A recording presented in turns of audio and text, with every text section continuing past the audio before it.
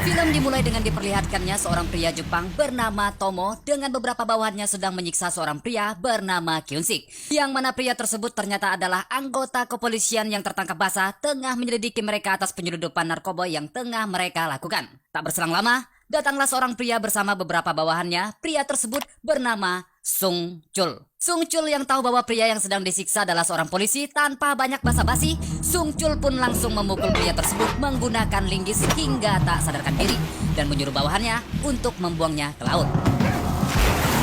Setelah aksi tersebut, Sung Chul memperingatkan Tomo untuk lebih hati-hati terlebih lagi. Ke depannya mereka akan melakukan transaksi besar-besaran dengan seorang customer.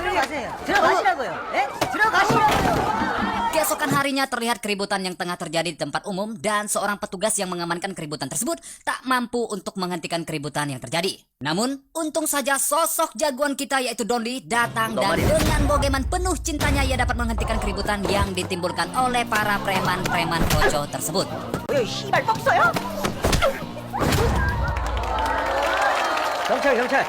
Sesampainya Donli di kantor tempat ia bertugas, ia diberi saran oleh atasannya untuk tidak menggunakan kekerasan dalam memberantas kejahatan.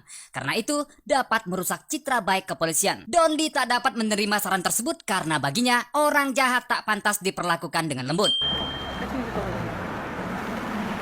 Tak berselang lama mereka mendapatkan kabar tentang kematian seorang wanita yang diduga bunuh diri dengan melompat dari lantai 8 di sebuah hotel. Setelah mengecek lokasi kejadian, mereka menemukan petunjuk dari rekaman CCTV di hotel tersebut bahwa sebelum wanita tersebut meninggal, ia didatangi oleh seorang pria, namun wajah pria itu tak berhasil terekam oleh CCTV.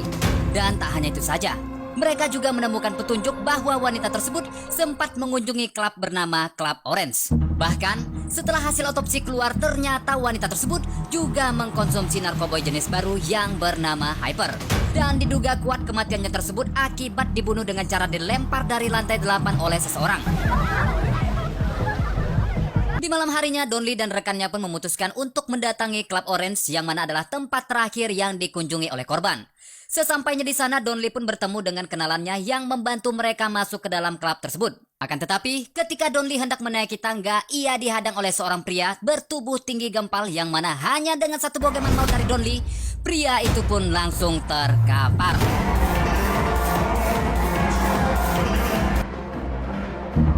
Dan benar saja, saat Donli menyelidiki tempat tersebut lebih lanjut, ia melihat bahwa di klub tersebut tengah dijadikan tempat peredaran obat-obatan terlarang jenis baru yang mana itu dikenal dengan nama Hyper.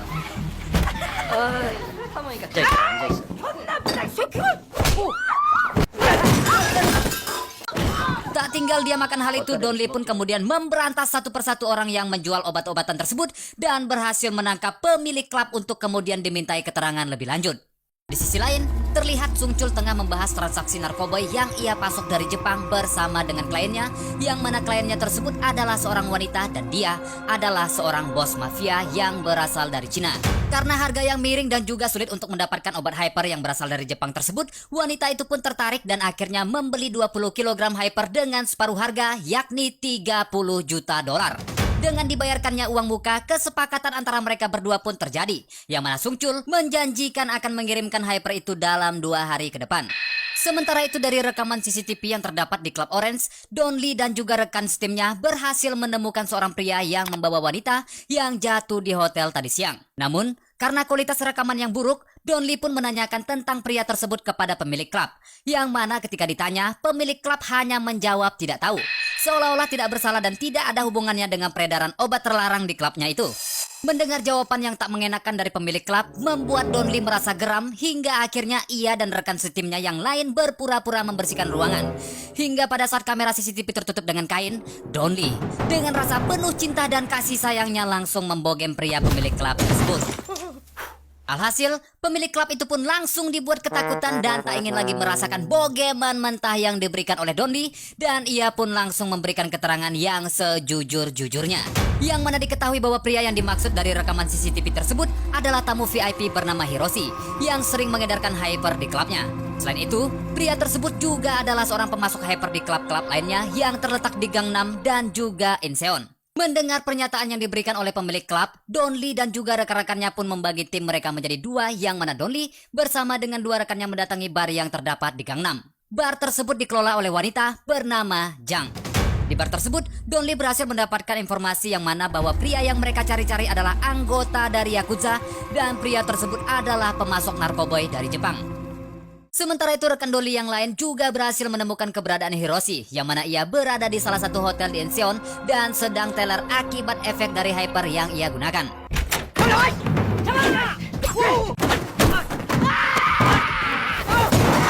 Don Lee pun mencoba menggerebek Hiroshi, namun penggerebekan mereka tak berjalan mulus yang mana sempat terjadi perlawanan dari Hiroshi dan juga temannya yang lain. Namun pada akhirnya, Hiroshi dan juga temannya berhasil ditangkap dan tak hanya itu saja, mereka bahkan mendapatkan barang bukti obat-obatan hyper seberat 20 kg dan juga sepucuk senjata revolver.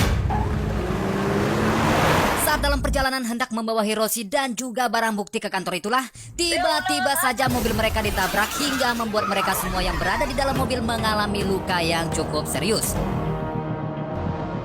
Dan setelah tabrakan itu terjadi, sekelompok orang misterius yang menabrak mereka mengambil barang bukti berupa hyper. Dan tak hanya itu saja, sekelompok orang misterius itu pun juga menghabisi Hiroshi hingga tewas.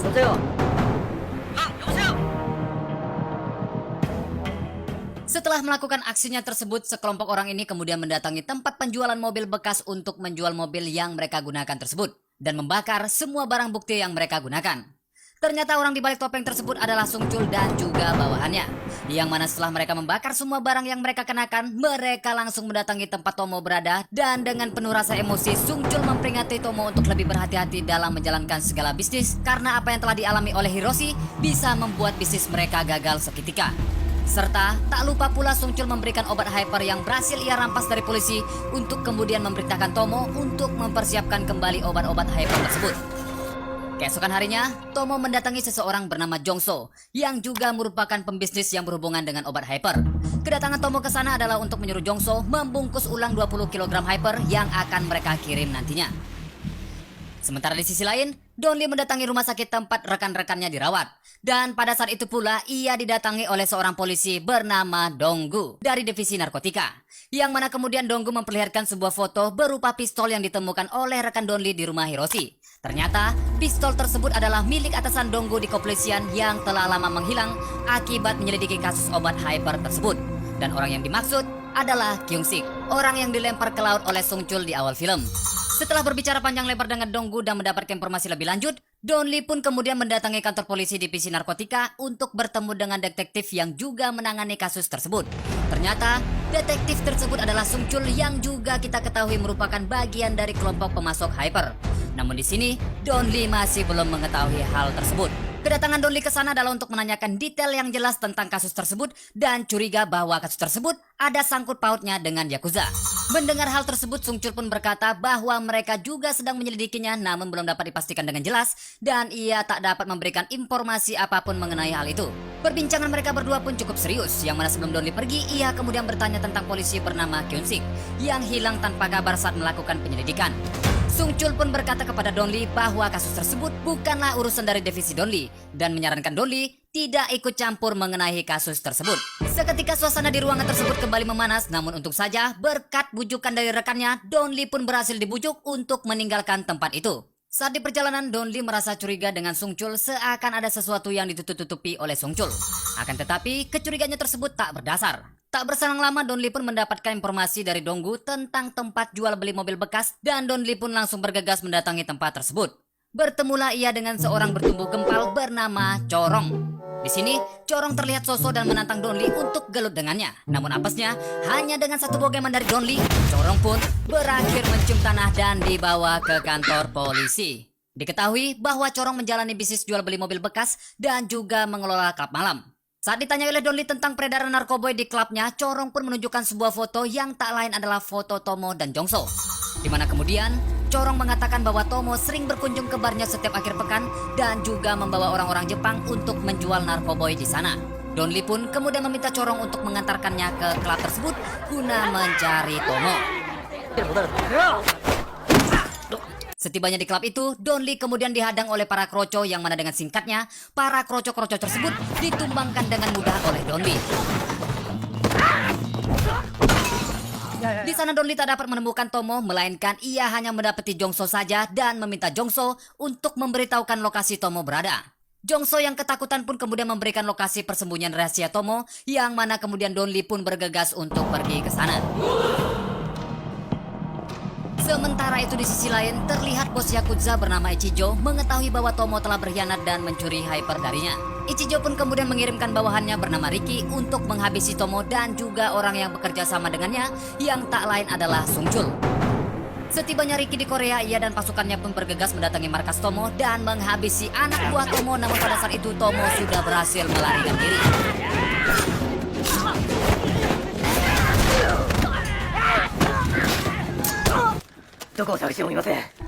Di satu sisi, Sungchul yang saat ini tengah bertemu dengan kliennya mendapatkan kabar buruk dari Tomo bahwa saat ini ia sedang dikejar oleh Riki, orang yang dikirim Ichijo untuk menangkapnya.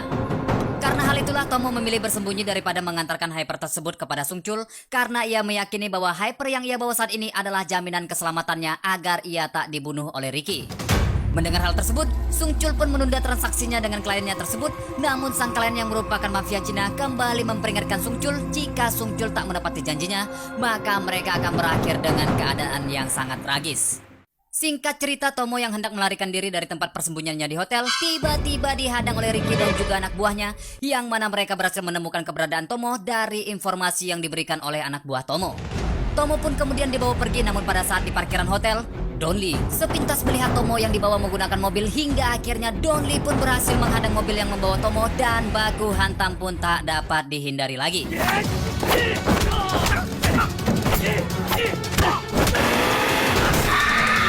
Di tengah-tengah baku hantam yang terjadi, tiba-tiba saja Don Lee ditabrak oleh Riki hingga terpental, yang mana itu menyebabkan Don Lee tak berhasil menangkap Tomo.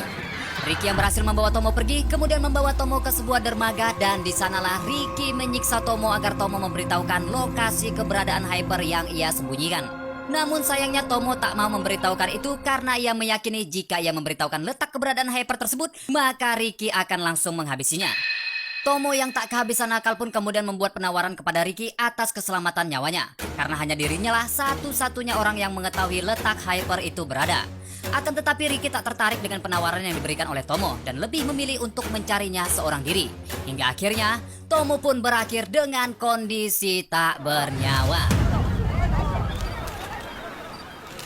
Keesokan harinya, Don Lee dan rekan timnya yang mengetahui kematian Tomo mencoba untuk menyelidiki hal itu lebih lanjut. Mereka pun menginterogasi Jongso mengenai peredaran hyper dan juga keterkaitan Yakuza dalam hal itu. Namun dari pernyataan yang Jongso berikan bahwa Yakuza tak terlibat secara langsung karena sejauh ini ia ketahui Tomo bekerja sama dengan pihak lain untuk mengedarkan hyper, namun ia tak mengetahui informasi apa-apa tentang pihak lain tersebut. Berkat kerjasama dari Jongso inilah mereka akhirnya memutuskan untuk mencari hyper itu lebih dulu agar mereka bisa menangkap semua pihak yang terlibat dalam peredaran hyper tersebut. Mereka pun memutuskan untuk melakukan penyelidikan lebih lanjut dan membawa Jongso guna menunjukkan tempat-tempat yang dicurigai sebagai tempat menyembunyikan hyper. Namun saat itu Don Lee mendapatkan kabar dari Donggu bahwa Kyun-sik ditemukan tewas oleh seorang pemancing. Dan dari hasil otopsi menyatakan bahwa ia disiksa sebelum kematiannya dan masih hidup saat ia ditenggelamkan. Don Lee yang mendengar hal itu pun merasa geram karena bukan hanya menyelundupkan narkoboy, mereka juga bahkan telah berani membunuh seorang polisi. Di sisi lain, anak buah Sungchul yang sedang mencari hyper di markas Tomo tak sengaja berpapasan dengan Riki dan anak buahnya yang juga bermaksud mencari keberadaan hyper yang disembunyikan oleh Tomo. Tanpa banyak basa-basi lagi, Riki pun memerintahkan bawahannya untuk menghabisi bawahan Sungchul hingga tewas. Keesokan harinya setelah mengetahui bawahannya tewas, Sungchul tiba-tiba mendapatkan telepon dari Ichijo, yang mana dari percakapan mereka berdua, Ichijo merasa kecewa karena Sungchul dan Tomo mencuri hyper miliknya dan bahkan mencoba mengambil keuntungan sendiri atas hal yang bukan miliknya. Masalah yang dialami Sungchul kini semakin melebar, yang mana transaksi di antara dirinya dan juga mafia Cina semakin terganggu. Oleh karena itu Sungchul pun kemudian bertemu dengan mafia Cina lalu kemudian menghabisinya.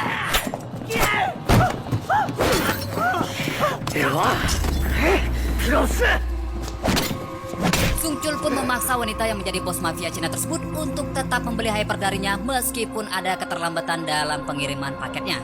Di sisi lain, Don Lee dan rekannya yang mendatangi lokasi pembunuhan terkejut karena korbannya adalah seorang polisi dan itu adalah bawahan dari Sungchul. Tak ingin berlama-lama, Donli pun kemudian mendatangi kantor Sungcul untuk menemuinya. Namun di sana, bawahan Sungcul yang lain malah menghalanginya dan mengatakan bahwa Sungcul tak berada di sana. Dan dengan nada tinggi mengatakan bahwa seharusnya Donli tak mencampuri urusan orang lain. Donli yang mendengar hal itu pun dibuat kesal dan tak berlama-lama tangan bawahan Sungcul pun diremas dan dijadikan tangan geprek oleh Donli. Merasa ada yang janggal dengan sikap dari bawahan Sungcul, Donli pun pergi meninggalkan tempat tersebut. Saat di perjalanan itulah, Jongso yang ia bawa untuk menunjukkan tempat-tempat yang dicurigai sebagai tempat penyimpanan hyper memberitahukan bahwa ada lokasi bisnis yang dulunya pernah dikelola oleh Tomo. Dan benar saja, saat mereka mendatangi tempat tersebut, mereka bertemu dengan beberapa anak buah Ricky yang juga sedang mencari keberadaan hyper di tempat tersebut. Dengan beberapa Pokemon maut dari Donli sang jagoan kita, beberapa bawahan Ricky pun tumbang tak berdaya dan berhasil ditangkap. Pencarian mereka di sana pun tak sia-sia, yang mana mereka berhasil menemukan sebuah kartu akses pintu kapal dan setelah dicek, ternyata di dalam kapal tersebut adalah tempat memproduksi hyper dan yang lebih mengejutkannya lagi, mereka berhasil menemukan 20 kg hyper yang telah disembunyikan oleh almarhum Tomo. Dengan ditemukannya bukti tersebut, Donli pun berencana untuk memancing dan menangkap orang-orang yang berada di balik peredaran hyper tersebut. Yang mana pada malam harinya, Donli mendatangi Corong di tempat kerjanya dan memaksa Corong untuk bekerja sama dengannya. Yang mana Donli menyuruh Corong untuk menghubungi Sungcul dan mengatakan bahwa ia memiliki 20 kg hyper yang disembunyikan oleh Tomo. Seakan tak percaya, Sungcul hanya terdiam dan malah mematikan teleponnya. Tak lama kemudian, Corong mengirimkan foto selfie-nya bersama dengan hyper kepada Sungcul. Dan sontak saja, Sungcul langsung menghubungi Corong kembali dan meminta Corong untuk menemuinya di suatu tempat 1 jam kemudian dengan membawa hyper tersebut. Mendapatkan kabar tersebut, Sungcul yang tadinya hendak menyerang Ricky dan membunuhnya, mengurungkan niatnya dan malah mendatangi Ricky untuk membuat kesepakatan. Singkat cerita, tibalah Corong di tempat pertemuan yang sudah ditentukan. Ia kemudian diperintahkan untuk masuk ke lantai 3 yang mana ternyata Sungcul dan anak buahnya sedang mengamati pergerakan Corong dari kejauhan. Sesampainya Corong di lantai 3, ia malah bertemu dengan Ricky dan para anak buahnya. Dan saat ia disekap, Corong pun langsung berteriak sekencang-kencangnya. Donli yang mendengar teriakan Corong pun kemudian bergegas mendatanginya. Namun sayangnya, ketika sampai di sana, Donli dipukul 2 kali dari belakang hingga akhirnya membuat Donli pingsan. Di saat itu pula lah ketika Ricky membuka tas yang dibawa oleh Corong, ternyata isinya adalah garam. Dan Ricky pun sadar bahwa dirinya telah ditipu oleh Corong. Di sisi lain, rekan Donli yang menunggu di bawah merasa khawatir karena Donli tak kunjung kembali dan tak menjawab panggilan telepon darinya. Mereka dikejutkan dengan kedatangan Sungcul yang secara tiba-tiba membuka pintu mobil mereka dan mengambil hyper yang mereka bawa. Bahkan tak hanya itu saja, mereka pun kemudian diserang oleh beberapa anak buah Ricky. Namun beruntungnya, pasukan dari kepolisian pun datang dan mengamankan tempat tersebut. Ricky beserta bawahannya yang masih berada di dalam gedung pun kocar-kacir karena mendengar suara sirine dan memutuskan untuk membawa Donli dan juga Corong guna untuk menginterogasinya. Singkat cerita, Donli yang saat ini dibawa ke tempat persembunyian Ricky tengah dihajar habis-habisan oleh anak buah Ricky dan dipaksa untuk memberitahukan keberadaan obat hyper berada. Tak berselang lama, Ricky mendapatkan telepon dari Sungcul yang mana Sungcul memberitahukan bahwa hyper yang mereka cari-cari saat ini ada padanya. Ricky yang mendengar itu pun semakin kesal dengan Sungcul dan tiba-tiba saja suara dentuman keras pun terdengar yang mana suara tersebut berasal dari Pokemon maut yang Donli lontarkan kepada para bawahan Ricky. Dengan gagah berani dan Pokemon mautnya, Donli pun membabat habis satu persatu anak buah Ricky. Yang mana pada akhirnya adu mekanik antara Ricky dan Donli pun dimulai. Ricky yang tak percaya diri dengan kekuatan tinjunya memilih untuk menggunakan katana dengan bergaya ala-ala samurai Jepang. Namun sayangnya, hal itu belum mampu untuk mengalahkan Donli yang dengan hanya kekuatan Pokemon maut ala-ala Saitama miliknya. Setelah mengalahkan Ricky, Donli dan juga timnya kemudian melacak keberadaan Sungcul dengan bantuan alat pelacak yang sebelumnya ia taruh di dalam tas berisikan hyper. Mereka pun berhasil menemukan Sungcul di kantor polisi yang saat itu hendak kabur ke luar negeri. Namun parahnya, para polisi yang tak tahu apa-apa malah menghalang-halangi Donli. Namun dengan kekuatannya, Donli pun berhasil menyingkirkan polisi yang menghalangi jalannya tersebut. Untuk kemudian, dengan gagah berani dan jiwa patriotnya, Donli dengan santainya memasuki kantor tempat Sungcul bersembunyi.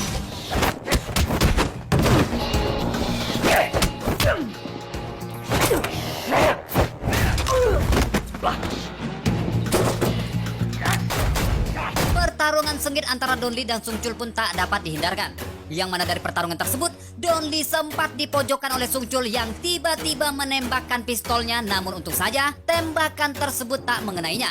Dan di saat Sungchul menodongkan pistol tepat ke arah kepala Donli, ternyata peluru pistol Sungchul sudah habis dan itu memberikan Donli kesempatan untuk membogem Sungchul. Dengan kekuatan penuhnya, Donli pun memberikan Sungchul bogeman terkuatnya yang mana itu membuat Sungchul melayang dan berakhir menghantam longkar besi hingga akhirnya tak sadarkan diri. 한편 이들 야쿠자와 공모해 돈을 챙겨온 인물이 현직 형사로 밝혀져 충격을 주고 있습니다. Kebusukan Sungchul pun kemudian tersebar dengan cepat di berbagai media. Keesokan harinya, mereka pun mengadakan makan malam besar-besaran di sebuah restoran yang mana di sana juga dihadiri oleh Corong. Dan film pun berakhir. Ending yang sangat